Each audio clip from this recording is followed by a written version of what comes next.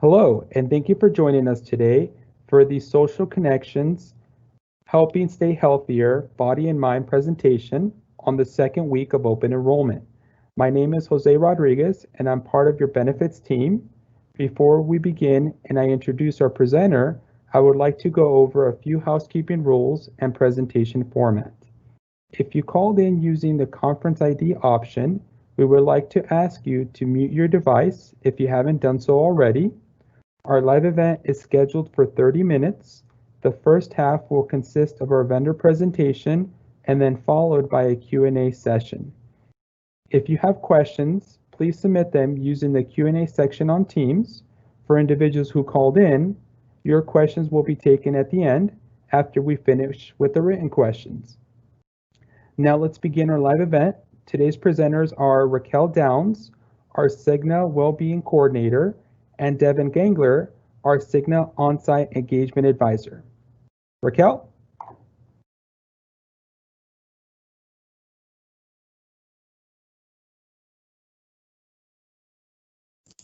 Great, thank you, Jose. And thank you for everybody who's been attending. Thank you for joining today to learn more about the importance of social connections to help keep you healthy, body and mind. So this presentation is for informational purposes only. Material within this presentation should not be considered medical advice. If you have questions following this presentation, please consult with your doctor, or for more information, Cigna customers can also speak with a nurse at the 24-hour health information line at 1-800-CIGNA-24 or 1-800-244-6224. All right, so today we'll be discussing the importance of social and healthy relationships, the impact of loneliness, happiness and gratitude, and the power of forgiveness. So the first thing I'd like to start with is asking you what you are grateful for. I want to take a few minutes to give you some time. If you like, I'd like you to go ahead and put it there in the chat feature if you could. And tell me what you are grateful for. I'll take a few minutes to let you think about that, but I'll tell you what I'm grateful for today. So I'm grateful for my children. So even though we've been stuck at home during this COVID situation and social distancing to keep everybody safe and healthy, and my kids have been driving me a little insane once in a while, right? I'm grateful for them being home. I'm grateful to be able to see them grow. They're still very young. So even though the loud noises they make sometimes do cause more irritation at home, however, I also remember that it's really nice to hear them bring life into this home. So that's what I'm grateful for today. It's the opportunity to be with my children more, see them grow, and to be able to have children, right? So does anybody want to share what they're grateful for? Jose, has you seen anybody post anything there on the chat feature?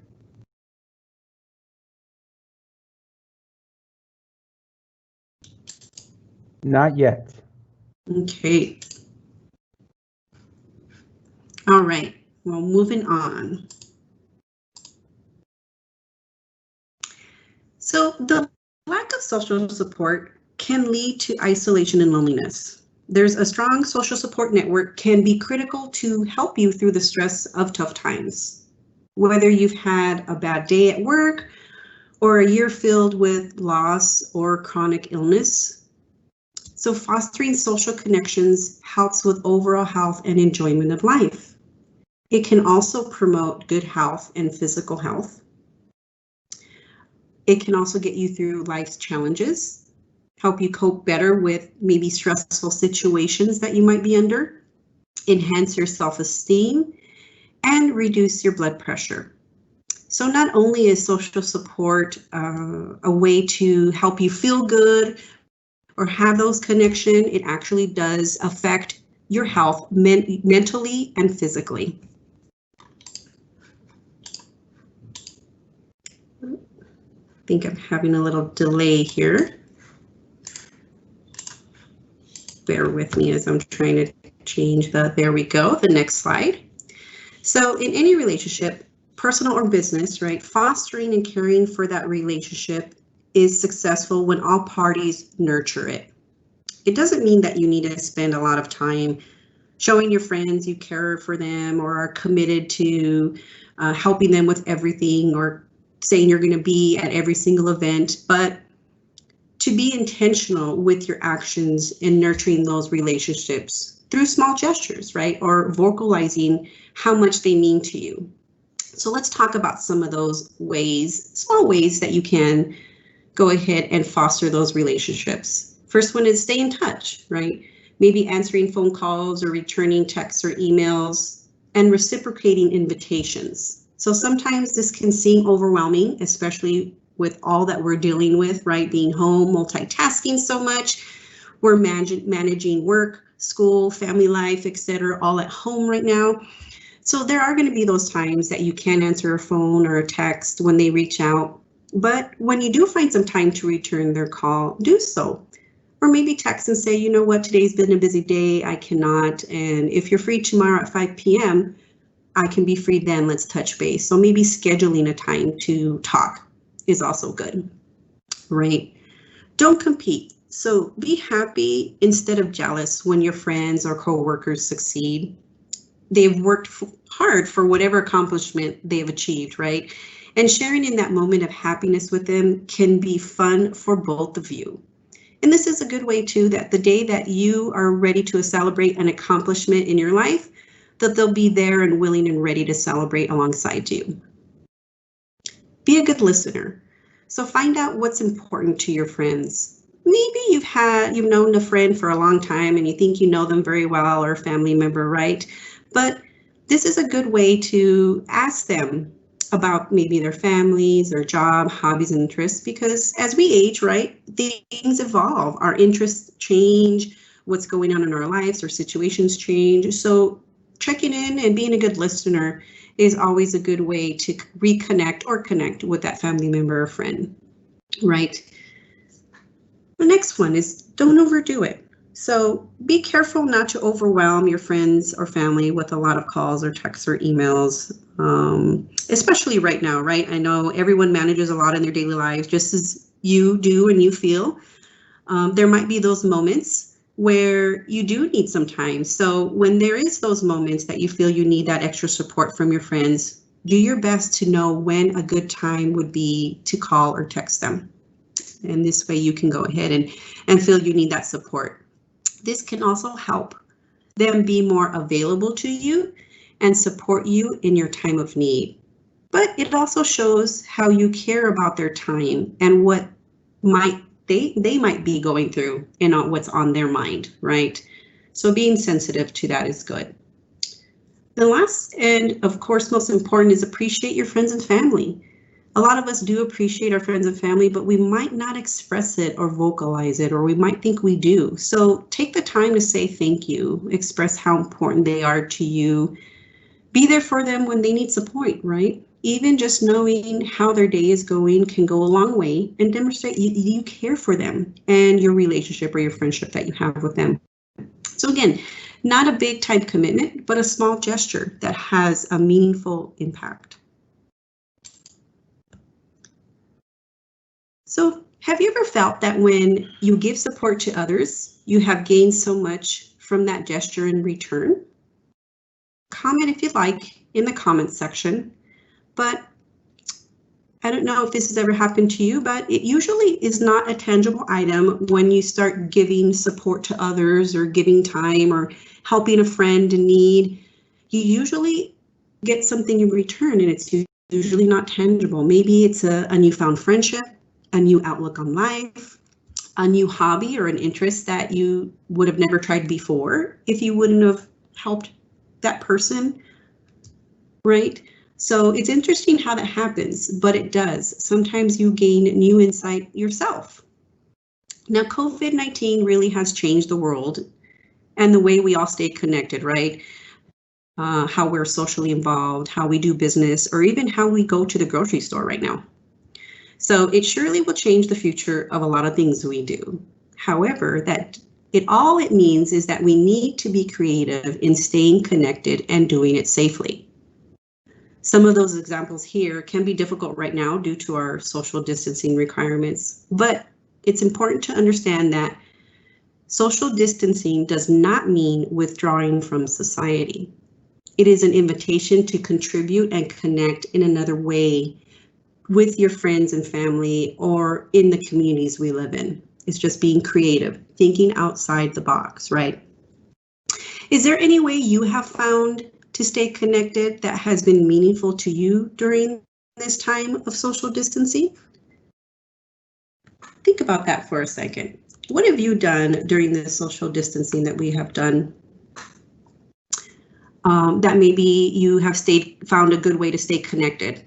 Feel free to write that in the chat. I'd love to hear what you guys are doing, what you found a good way to stay connected that you find meaningful during this time. I'll let you know that what I have found meaningful is basically more time with my family at home, seeing my kids grow, right? Spending that time to do more puzzles, which usually, of course, during the day, during the weekends, we're busy doing a lot more things, but spending that time to find a new way to stay connected with your family and friends is key. I have found myself doing a lot more FaceTiming instead of texting my family and friends since I can't really see them face to face. And I found that to be very helpful to be able to, at least in some form, right, face to face virtually has been meaningful for me. How about anybody else? Has anybody else found a way to stay connected that you find is meaningful during this time?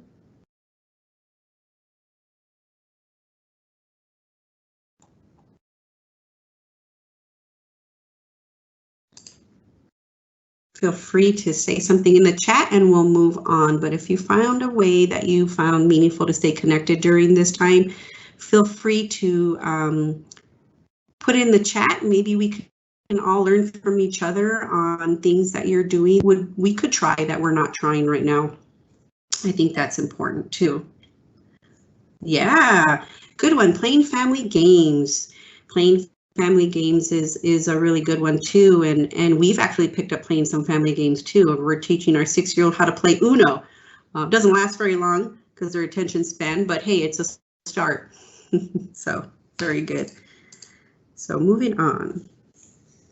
So I'm going to talk to you about some statistics which are very heartbreaking and eye-opening. So in 2019, a Cigna study showed that the mental health crisis was growing. 3 in 5 Americans, so 61% report feeling lonely, compared to what we see here, more than half in 2018, right? So loneliness is associated with so many things that we never thought would be important to know. We thought maybe it was just more of elderly folk would feel this. However, it's come to light that there's a lot of other generations, especially the younger generations, are feeling the loneliness, and they're accompanying that to a lot of the social media that is out there. But loneliness is also associated with depression, cardiovascular disease, declines in mobility and daily function, and increased risk of early death. So chronic loneliness does more than just make you bored. It can actually harm your health, right? Physically, mentally, and emotionally. So some very interesting numbers to see there. And just to note, right, this is before COVID. So during COVID, they're predicting that these numbers will, of course, increase. So talking a little bit more about loneliness and our health, there was a professor at psychology and neuroscience at Brigham Young University who focused on the influence of our social relationships on physical health outcomes. And through that research, she found that loneliness has the same impact on death rates as smoking 15 cigarettes a day. Ouch, another one, right? So being connected to others socially is widely considered a fundamental human need, crucial to both well-being and survival, right? Similarly, there's other studies that have shown that people who are suffering from multiple chronic conditions, who are feeling loneliness. They may also be dealing with another chronic condition like depression, heart disease, and diabetes, right? So it's really eye-opening to hear all this, and at least we're becoming more aware of what this is showing here. Now, there are individuals that feel less lonely, and they're more likely to be more productive. They have good overall physical and mental health. They're more likely to be employed with good coworker relationships. So on the other end of the spectrum, that is the positive outlook of a person who isn't feeling lonely and what their behaviors are and what relationships they have. So there are periods in our life where we might feel lonely, right? We can't be perfect and happy 100% all the time. That is not normal. What is normal is that it does happen. In life, we all experience peaks and valleys in our lives, and that is to be expected, right? But staying or getting connected with friends and family can help boost your mood, overall health, and help combat those feelings of loneliness. Doesn't mean you might not feel them. However, having that support social system in place will help you combat those feelings of loneliness better. So here are some ways, right, to help. Getting together with a friend for lunch or dinner. Again, because of COVID, we need to be a little bit more creative. So maybe face-to-face isn't possible right now, but however, what about a Zoom meeting or FaceTime, right? Spending that time of doing maybe a quick little happy hour with your adult friends, or even playing a game on a Zoom meeting. Why not, right? Getting creative and doing that. Having regular or set meetings. So, for example, like I've talked about before, is, telling a friend or texting them saying, hey, I'm not busy now, or I'm not going to be busy tomorrow at 5 o'clock. Do you have some time to talk? So, for example, my cousin and I, we're really close, and every Friday we text or call and wish each other a happy Friday. Friday seems to work for us because it's a lighter day usually. And sometimes, it's either a quick call or just a text to be like, hey, thinking about you today and hope you have a great day. Happy Friday. Enjoy the weekend. So having maybe some regular set meetings might be helpful and you won't feel overwhelmed. Getting involved with your community and volunteering. Again, another thing that we got to think about outside the box, right? So maybe it's not going to volunteer in person, but maybe you can call up your local nonprofit to see what they're doing during the social distancing, and seeing how you can get involved maybe virtually. That could be an idea you can do. We also are having, the city of Tucson is doing their Team Up to Cleanup effort the week of June 24th through 27th. That is something maybe you'd like to get involved with, or you can get your family involved with. You can volunteer to clean up either a city work site, volunteer to clean up a city neighborhood, or clean up where you are. So clean up in your own neighborhood. Get out that week and support the effort, the Team Up to Cleanup effort. More information can actually be found if you're interested at www.tucsonaz.gov/teamuptocleanup. And we can go ahead and put that link in here for you. So you have that. I'm writing it out now for you. And that way you can have that. So another thing is pursue a new hobby, right? So maybe a new sport or learning opportunity. So for example, I don't know about you guys, but I've seen a lot more people in my neighborhood walking, getting out more, taking a hike, maybe doing a Tucson trail because they're so beautiful here. Of course, just be mindful of the weather and take the proper safety precautions about that. Always make sure you communicate with your doctor when you're not feeling physically or emotionally well. You are your best advocate of your health, and your doctor can guide you and help take you to the appropriate services or give you the information for the appropriate services to help you get the support you need mentally, emotionally, and also, of course, maybe make a plan to help support you in your health and well-being in any way you need. So always make sure you communicate with your doctor if you need to in that sense. Also here, there are some services available to you as an active city employee of the City of Tucson.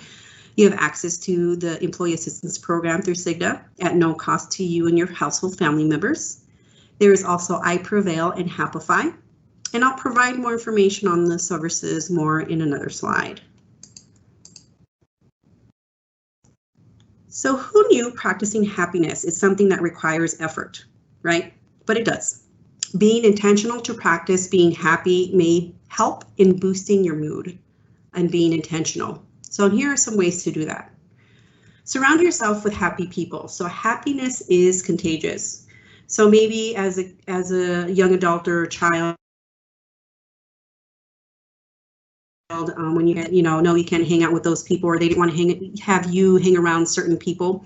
It's exactly the same point as an adult, right? Surround yourself with those influential people that are positive, that show that they are happy as well. Again, we can't do it face to face, but maybe it's that virtual support and virtual communication that you do. Have an attitude of gratitude. I love how it rhymes. So find at least one thing every day to be thankful for. And I'm sure you can find one, no matter how small it is, in that little exercise that I had you do when we first started. So being thankful for something, having that ability to be grateful for whatever that one day brought you, okay? Look on the bright side. So having a positive attitude, even when negative thoughts or situation arises, doing your best to push through them. And that way you can find the positive in whatever you're doing. Living in the moment. So live for today is all we can do, right? Worrying about the past can bring negative feelings or thoughts, and living in the future can pose anxiety or stress. Tomorrow is never promised, and all we have is today. So finding joy in the day, even if it's just one thing or one situation that happened that day, live for right now. I know that might be hard. I mean, I'm human as well, considering we all live in the future and planning for tomorrow, next week, next year, it can be difficult. But what I'm saying is just being intentional and being mindful of doing your best to stop and live in the moment for whatever you're doing. You just don't want to live too long in the past or in the future. Give yourself that moment to enjoy today. Always relish in the present, and what is in front of you right now is key. So find your purpose. Think about what excites and fulfills you as a person. You might find it through volunteering or helping others, or reflecting on what your purpose might be. The same thing is finding meaning in what you do. Building healthy relationships to help find meaning. Sometimes others can help bring meaning to what you do or help you realize those things that are meaningful to you. So doing your best to look within. Gratitude, as we've talked about, is a thankful appreciation for what an individual receives, whether tangible or intangible. So with gratitude, people acknowledge the goodness in their lives. They recognize that the source of that goodness lies at least partially outside themselves.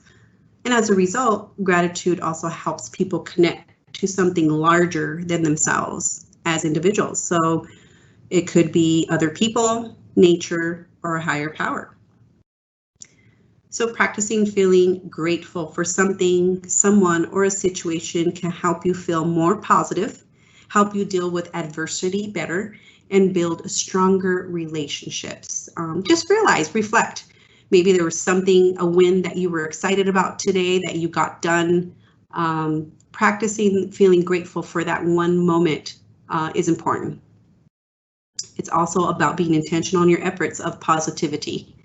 So I encourage you to spend every day a few minutes to acknowledge one thing you are grateful for. It can be as easy as maybe a gratitude journal, maybe verbalizing that appreciation for someone, or saying, I'm so glad I got that done. I feel so much better. So acknowledging your blessings that day and being specific on how that made you feel helps you be present and in the moment with gratitude.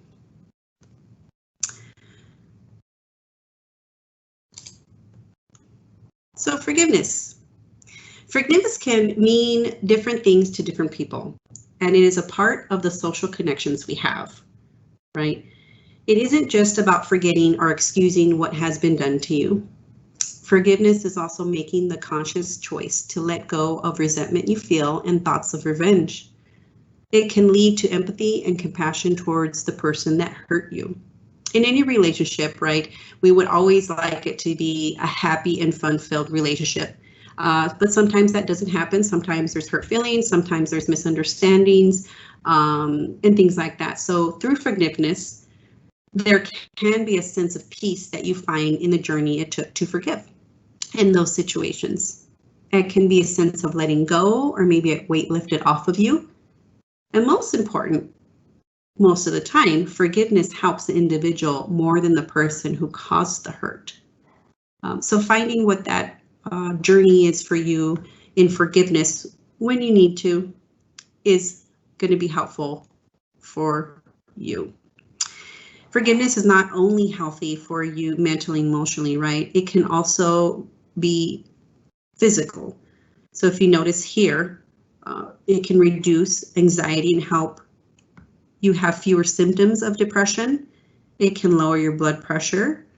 It can lead to a stronger immune system, right? Improve your heart health. It can help you have healthier relationships, right? For misunderstandings that you might not understand each other and forgive each other. And maybe you do have a healthy relationship because of that journey you went through together. You'll have less stress and less anger and maybe resentment and hostility. Also very important, right? To not hold on to. So we are all human. And as you've heard me say before, right, it takes practice and intent to be positive and to acknowledge what you're grateful for.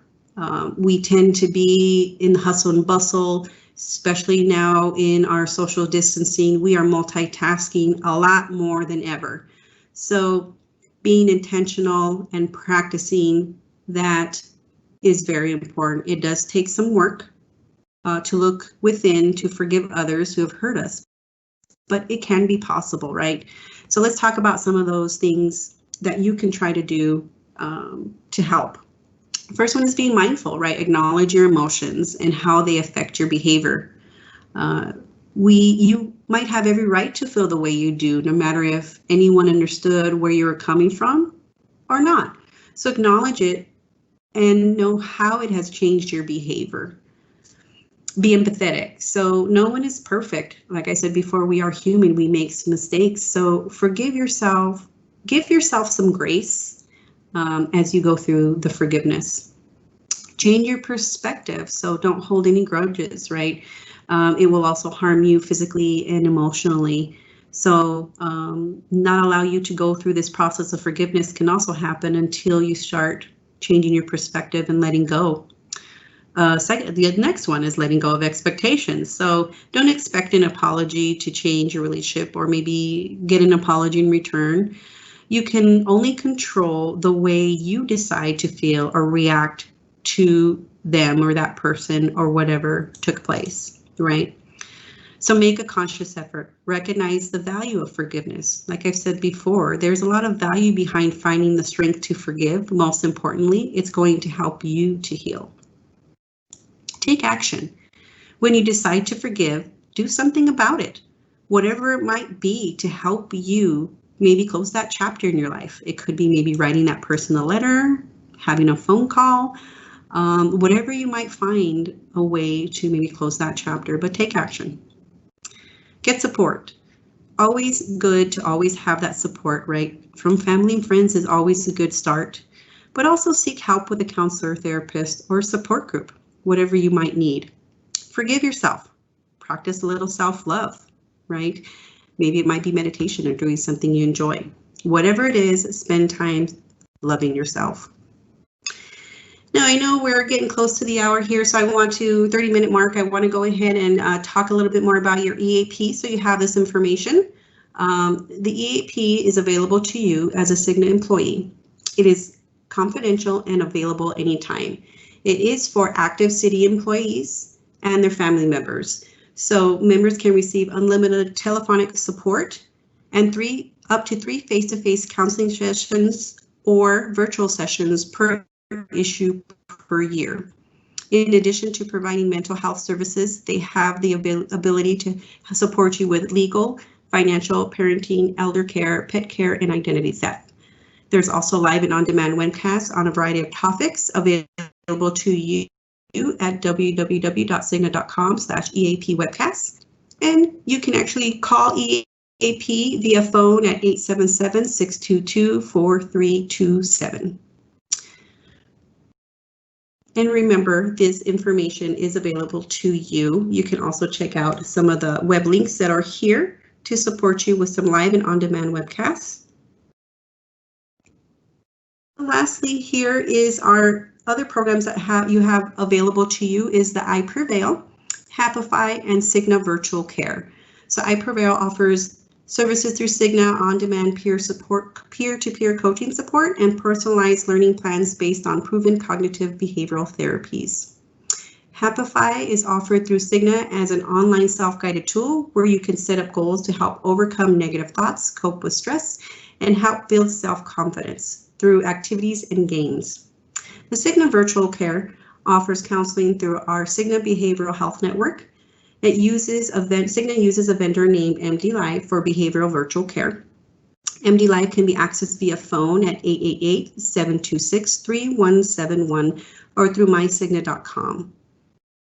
In addition, the MD Live Behavioral Virtual Care, you can have access to video-based counseling through the Cigna Behavioral Health Network.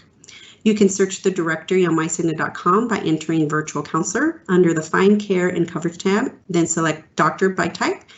You can also call the number on the back of your Cigna ID card 24 hours, 7 days a week to make an appointment and get some support. And lastly, I wanted to take this time to remind you and introduce you to, if you don't know us, your dedicated Cigna team. So I'm your Cigna Wellbeing Coordinator, and I help support the city in strategizing, implementing, and manage your health and wellness programs and events. If you have any questions about your wellness programs or Cigna events, feel free to reach out to me at the phone numbers listed here or contact me on the email listed here. You can also visit your wellness website for the most up-to-date information on all your Cigna employee wellness programs and events at www.tucsonaz.gov/wellness. And my colleague, Devin Gingler, she is a dedicated engagement advisor, and her role is to educate you on your Cigna benefits and explain insurance terminology. You can reach her with any questions at the phone numbers listed here or her email as well. Information can also be accessed at www.tucsonaz.gov/insurance for more information about your city insurance benefits. Thank you again for joining today. I hope you have found this presentation helpful. And if you have any questions, feel free to go ahead and enter in the chat or send me an email. I appreciate your time today and have a good day.